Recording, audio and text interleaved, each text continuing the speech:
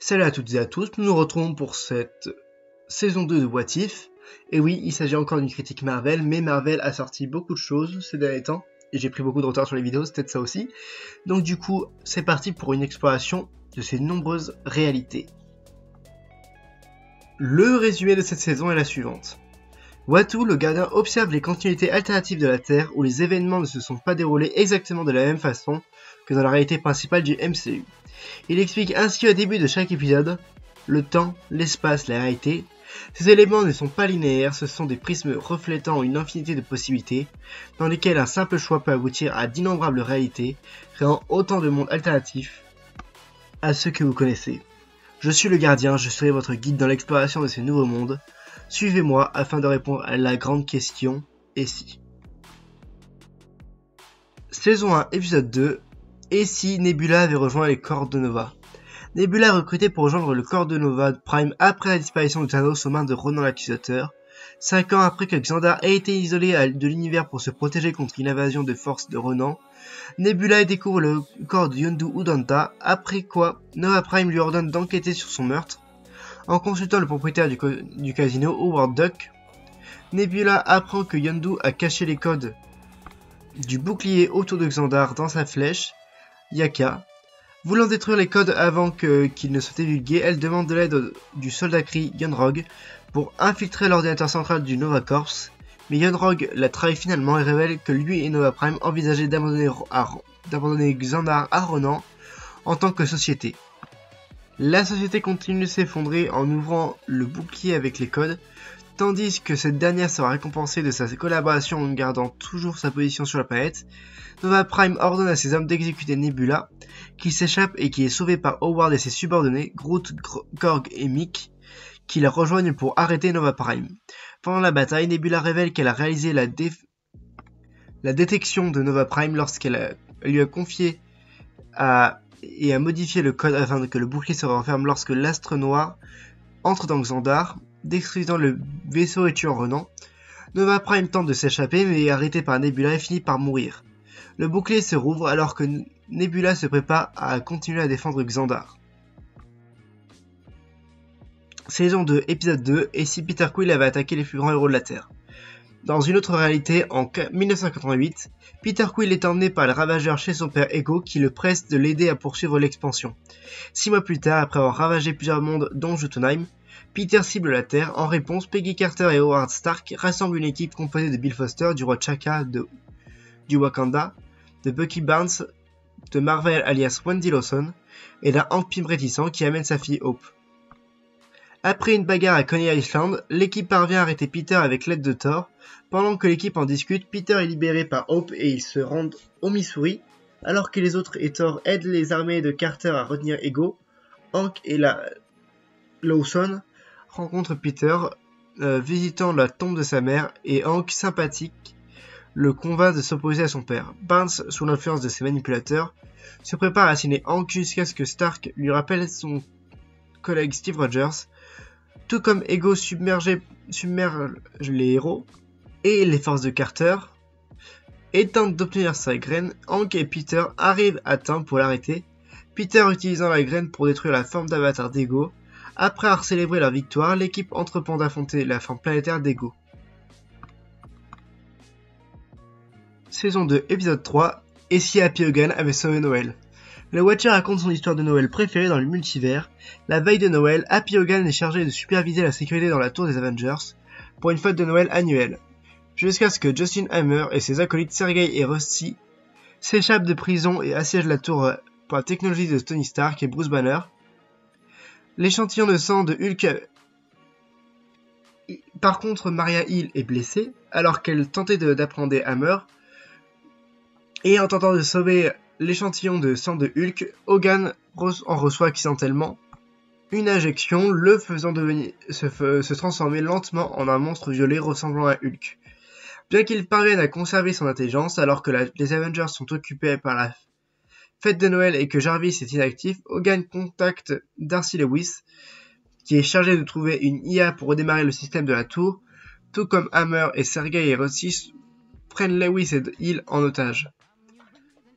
Un Hogan entièrement transformé le confronte, forçant Sergei et Rusty à fuir et détruisant les sondes détournées de Iron Legion. Hammer prend le contrôle de l'armure Hulkbuster de Stark, mais Hogan le bat avant l'arrivée des Avengers. Alors que Hammer est placé en garde à vue, Hogan est félicité pour ses efforts alors que lui et les Avengers reprennent leur fête de Noël avant l'arrivée de Thor et se demandent ce qu'il a manqué. Saison 2, épisode 4, et si Iron Man avait rencontré le Grand Maître. En 2012, Tony Stark redirige un missile nucléaire vers le vaisseau mère Chitauri, sauvant ainsi New York, mais le trou de verre se ferme avant qu'il ne puisse revenir sur Terre, entraînant Stark vers d'autres étendues de l'espace, le faisant s'écraser sur Sakaar. Stark est obligé de rester auprès du dirigeant de Sakaar, le Grand Maître. Le premier assiste au Grand Prix de Sakaar, une course à mort où de nombreux coureurs s'affrontent pour le divertissement du Grand Maître. Stark intervient dans la course pour sauver l'un des coureurs, Korg, mais rencontre Gamora, qui a été envoyé par Thanos pour tuer Stark, en représailles pour avoir stoppé l'invasion Chitauri. Le chef du Grand Maître, Topaz, capture Gamora et Stark et les emprisonne. Stark s'échappe plus tard, mais après avoir appris le but de Gamora, il décide de rester pour sauver Sakaar du Grand Maître. Stark recrute Korg et Valkyrie, construit un nouveau costume d'Iron Man et le défie le Grand Maître dans une course pour le titre de dirigeant de Sakaar. Le Grand Maître utilise de nombreuses méthodes de trick, mais Stark remporte finalement la course. Topaz tente de tuer Stark, mais Valkyrie écrase sa voiture avec celle de Topaz, ce qui oblige le personnel de la première à frapper le Grand Maître et à le faire fondre dans une flaque d'eau. Valkyrie est couronnée nouvelle dirigeante de Sakaar par son peuple, et Stark part après avoir célébré avec elle et Korg. Cependant, Gamora emmène Stark à Thanos, ayant été convaincu par Stark plutôt de tracer sa propre voie, plutôt que de vivre dans l'ombre de son père. Gamora utilise le bâton de Topaz pour tuer Thanos. Dans une scène post-générique, le Grand Maître encore vivant supplie Topaz de récupérer sa forme de flaque d'eau. Saison 2, épisode 5, et si Captain Carter avait combattu l'écraseur d'Hydra. À la suite d'une mission visant à reprendre le Lemurian Star, le Captain Peggy Carter et Natasha Romanoff trouvent un Steve Rogers encore vivant à l'intérieur de l'armure d'Hydra Stamper. Roger les attaque tous les deux avant de détruire un navire.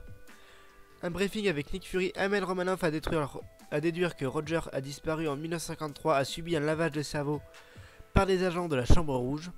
Carter et Romanoff aident Brock Rumlow à protéger Bucky Barnes, qui est la prochaine cible de Rogers, avant de neutraliser Rogers et de se rendre dans une cachette secrète en Écosse. Les tentatives de redémarrage de la combinaison échouent car elle maintient Rogers en vie. Bien que chaque activation réduise les chances de survie, Rogers propose alors d'aider Carter à éliminer le chef de la Chambre Rouge avant de l'escorter avec Romanoff vers un ancien site de test du KGB. Les trois survivent à une embuscade tendue par diverses drones automatisés avant que le lavage de cerveau de Rogers ne soit réactivé par Melina Votoskov, qui admet avoir organisé les événements précédents. Carter combat Rogers tandis que Romanoff repousse les Black Widow de Vostokov. Après que Carter les suppliait d'arrêter le combat, Rogers vole vers la Chambre Rouge et la détruit malgré ses protestations. Remarquant Roger, Romanoff tire avec son grappin pour s'accrocher à lui et l'attache à Vostokov, qui meurt dans l'explosion. Quelque temps plus tard, Carter, convaincu que Rogers est toujours en vie, décide de le retrouver alors qu'elle se fait ses adieux à Romanoff. Un portail s'ouvre sous les pieds de Carter et la transporte dans un autre univers où elle rencontre des variants médiévales de Fury et de Wanda Maximoff. Saison 2, épisode 6, et si Kaori avait refait le monde. Après que Surtur ait détruit Asgard pendant le Ragnarok, le Tesseract s'écrase dans la Confédération Haudenosaunee.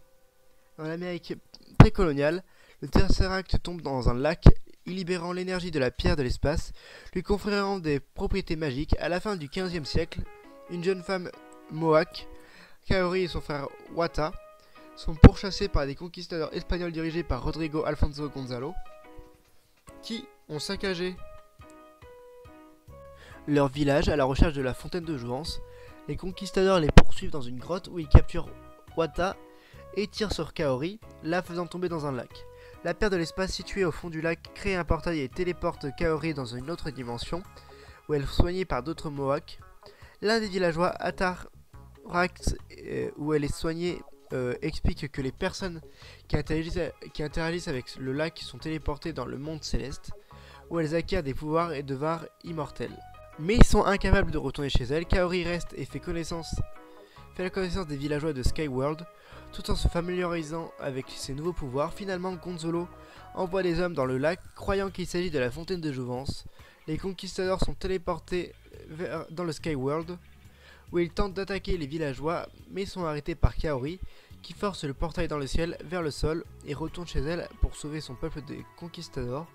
Elle est ensuite rejointe par les villageois de Skyworld, qui aident à vaincre les conquistadors et à sauver son peuple. Quelque temps après, Kaori et les villageois de Skyworld forcent la reine Isabelle d'Espagne à faire la paix avec le peuple Mohawk. Le docteur Strange suprême apparaît depuis un portail et félicite Kaori disant qu'il l'a cherché. De plus en plus, las de la soif de sang d'Ella dans les 9 royaumes, Odin la bannit sur Terre et lui enlève ses pouvoirs en détruisant Mjolnir et en plaçant un enchantement sur sa couronne. Ella débarque dans la Chine médiévale et est confrontée aux armées de Xu Wenwu. Elle tente de récupérer la couronne mais échoue. Wenwu garde Ella en vie et tente de la recruter dans son armée, mais elle s'échappe. Après avoir échoué à voler ses 10 anneaux, elle est guidée par un Undun jusqu'au royaume de Talu, où elle convainc leur chef Jai de la laisser rejoindre leur cause. Jai enseigne à Ella les techniques de Talo, après avoir reconnu son véritable désir de se libérer du contrôle. Après que Heimdall ait signalé son échec de localiser Ella, Odin se rend sur Terre pour combattre Wenwu et en représailles. Ella rejoint Wenwu dans la lutte contre Odin, gagnant finalement et retrouvant sa dignité de brandir sa couronne. Odin reconnaît la croissance d'Ella et lui soumet le trône d'Asgard. Ella unit les armées d'Asgard et de l'organisation des 10 anneaux de Wenwu et se lance dans un voyage pour assurer la liberté à travers les 9 royaumes et au-delà, venant au secours du peuple de Gamora alors que Thanos les attaque. Saison 2, épisode 8, et si les Avengers s'étaient rassemblés en 1602. Après être arrivé dans un univers sur le thème de la Renaissance, le Captain Carter accepte d'aider Wanda Merlin et Sir Nicolas Fury à arrêter une incursion imminente. Elle sauve le prince Loki des larmes, mais ne parvient pas à sauver la reine Ella et est pourchassée par Sir Harold, The Happy Hogan, sous les ordres du capitaine du nouveau roi Thor. Carter apprend que l'incursion se produit en raison de la présence du Forerunner, un autre individu déplacé dans le temps, et localise Tony Stark qui peut fabriquer un appareil pour identifier le Forerunner en utilisant la pierre du temps dans le sceptre de Thor. Il la dirige vers les hors-la-loi Steve Rogers, Bucky Barnes et Scott Lang pour l'aider à le voler. Captain Carter trouve le groupe mais ils sont pris en embuscade par Hogan. Carter se rend avant de se libérer ainsi que Bruce Banner masqué. Il rencontre Stark et rejoignent le groupe de Rogers pour infiltrer la salle d'audience de Thor.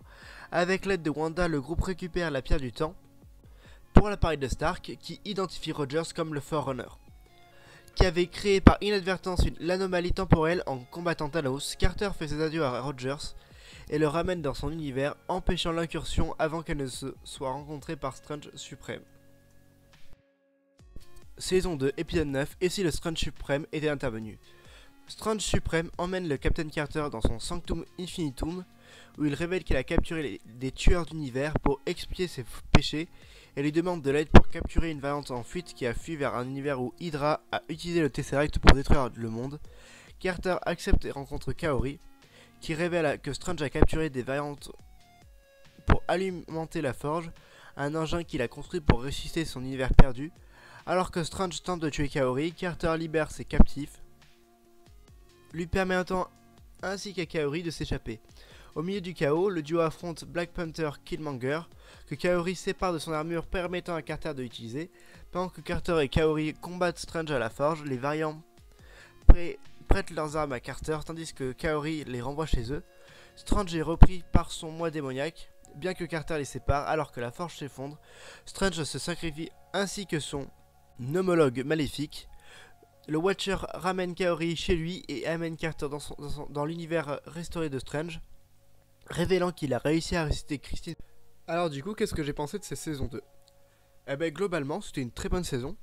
Très bonne. C'est juste, c'est-à-dire que le rythme de parution m'a plu. c'est-à-dire un épisode par jour. Bon, bien sûr, il y avait des épisodes qui étaient pas foufou, voire nuls, comme le numéro 3 sur Happy Hogan qui sauve Noël. Les autres, ils étaient sympas. Il y en a qui étaient très bons, comme le Avengers en 1602, où Essie Kaori avait refait le monde, ou le deuxième épisode sur les Avengers qui s'unifiaient en 1988 pour affronter Peter Quill jeune. Il y a des épisodes comme ça qui sont très bons, mais je pense que si ça avait été fait un épisode par semaine comme pour la première saison, je pense que j'aurais pas lâché parce que quand même Marvel j'adore et tout, mais genre vraiment ça m'aurait cassé les pieds quand même que genre ce soit aussi long, que l'histoire se passe ou quoi. Et je pense que le mode de parution c'était vraiment le plus adéquat pour ce genre de programme. Par exemple pour un X-Men 97, ben, je vois plus une parution, un épisode par semaine, parce que là ce sera beaucoup plus intéressant. Un peu à l'image de la télévision dans les années 90 justement, où t'avais ce genre de série qui diffusait un épisode par semaine. Je pense que ce sera pas mal. Mais donc du coup pour revenir à What If, cette saison 2 elle est super bien animée, ça on peut pas lui en vouloir. On avait vu du coup l'épisode qui devait être dans la saison 1, donc du coup sur Tony Stark qui rencontre le grand maître, qu'on l'ait pas eu dans la saison 1 c'est pas si grave parce qu'il était pas foufou. Bon il était sympa, intéressant mais bon. En fait le problème de What If c'est que je trouve qu'ils vont pas assez loin dans les trucs. Genre par exemple là c'était genre les points pivots on va dire, les Nexus voilà. Dans le premier c'était juste que la chef des Xandar elle engage Nebula, très bien. Le deuxième c'est Peter Quill, enfin Yondu il amène Peter Quill à son père, d'accord. Le troisième j'ai même pas compris où était l'élément pivot à part que c'était une histoire de Noël bizarre. Et si Iron Man avait rencontré le grand maître, là c'est juste que Tony Stark qui se retrouve dans une faille spatio-temporelle en 2012. Bon, ouais, pas fou quoi. Et si Captain Carter avait combattu l'extraterrestre de Hydra, bah c'est. Après c'est. Voilà, c'est. Justement celui-là je trouve il est bien parce qu'on revoit des personnages du passé comme Bucky Barnes qui ont vieilli quoi. Là c'est le plus intéressant parce que c'est. Et si le Surtur avait détruit le Ragnarok, enfin avait détruit Asgard plus tôt. Bon voilà c'est le truc. Vraiment le plus intéressant en termes de pivot c'est Ella, qui est envoyée dans l'Asie moyenâgeuse on va dire, médiévale. Sinon voilà les Avengers qui se réunissent, c'est quand. Alors là c'est celui qui est le plus intéressant justement, c'est parce que Katanaka a frôlé la pierre de l'espace de Thanos sur le grand Thanos durant la bataille finale de Infinity War. Voilà. Et pour le dernier, il n'y a pas vraiment d'élément pivot, c'est juste que Strange il pète un cap parce que visiblement son développement revient en arrière et voilà, c'est tout. C'est ça qui est vraiment triste et le final qui est vraiment pas, qui est nul parce que un truc qui était instauré comme quoi Strange avait compris que ses erreurs du passé et tout, là il veut les refaire d'un coup alors qu'il a pas récupéré de pouvoir en plus. Il a pas été encore plus manipulé par le pouvoir, c'est ça que je comprends pas. Mais bon, ils ont voulu faire un final spectaculaire, ça s'est fait vite fait.